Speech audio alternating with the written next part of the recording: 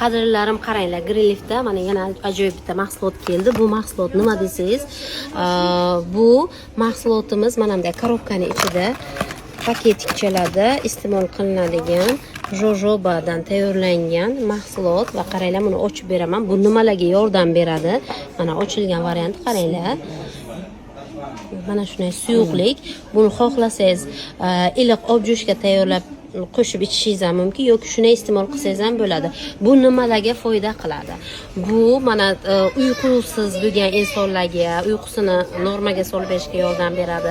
Charchoq hissi borlarga, xotirasi pastlarga, keyin jigarni yaxshi tozalaydi va yurak ishini zo'r qilib beradi. Undan tashqari ko'z atrofida qora doiralar bo'lsa, ularni ham olib beradi.